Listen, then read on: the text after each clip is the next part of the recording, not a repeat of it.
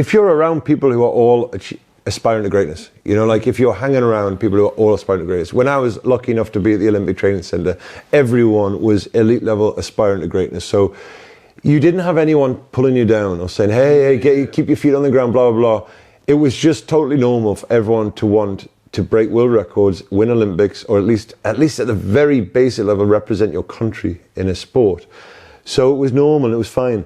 But I've been in situations when if you even mention that you have an ambition, it's a fucking swear word, because yeah. I'm familiar with that. And you've got to be very careful who you share your ambitions and dreams and goals with, because they'll if it interferes or reflects on their lack of those things, they'll want to crush them just to bring you back down. They won't. You can't expect certain people to be happy for you or want the best for you. But if you hang around comedians and certainly have the bravery to hang around elite level and have the hustle to get into those circles to say, hey, look, I want to learn from you, and have them look, who the fuck are you? What are you doing? No, I'm going to keep turning up until you know what I mean? Like this stuff happens. This is what goes on.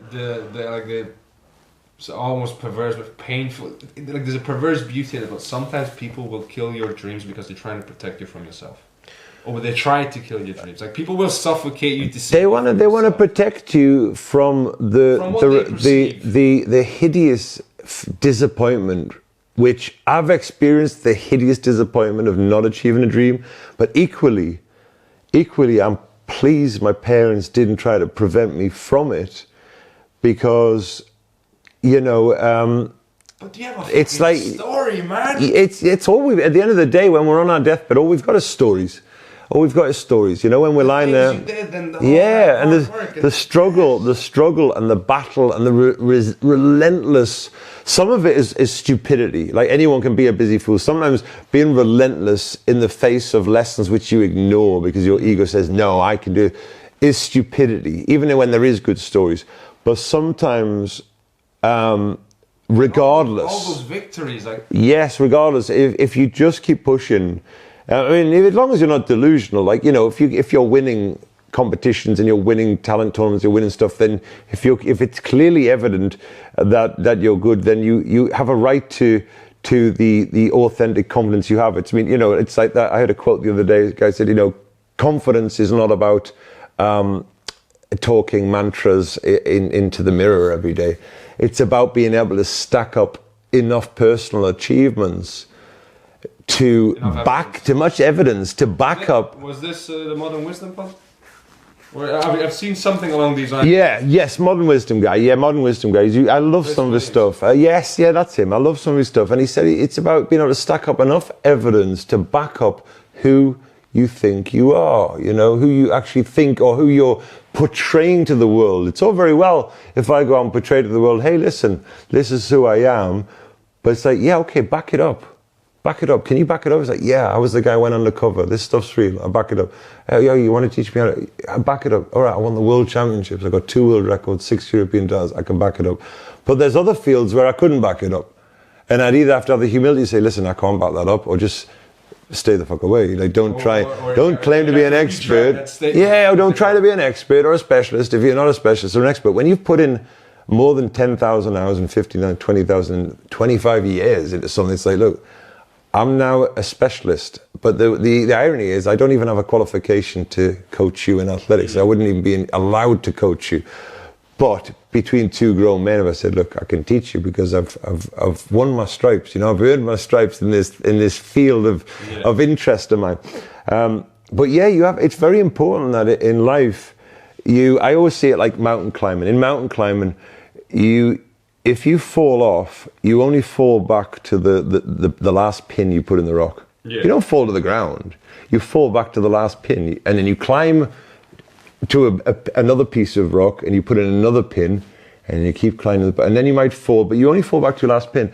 In life, it's the same thing. You fall back to your last achievement. You fall back to, hey, by the way, you're still that guy who did that. You're still the guy who did that. You're still the guy who did this. You're still that. Or whatever it is, you have to. Achievements are so important for not just personal growth, but they are your pins in the wall of life where you don't fall ever back to the ground.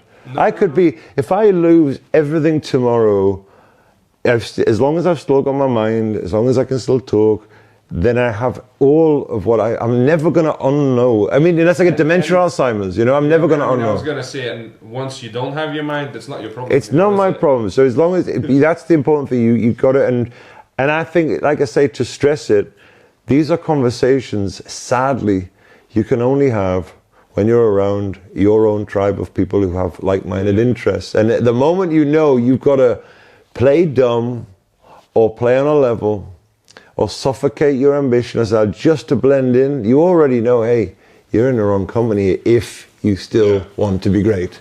Yeah. If you want to be normal and average, then that's okay. But if you are someone who wants to be great at something, I think it's sad if people in the world don't experience being great at something. It doesn't matter what it is, being a great mom or being a great brother or being fucking great at something. No. Everyone can be great at something. I agree. So I mean, you can spend enough time with it, like yeah. Good at it. And the way I look at it now is like, this has sort of been my big mindset shift of like, anything you ever do, the smallest thing is forever part of history. Yeah. So, yeah. It's up there. That one step you it's in the Akashic records. It's there. It's all there. The way I like to say it is, if you might have tried something and you failed, cool.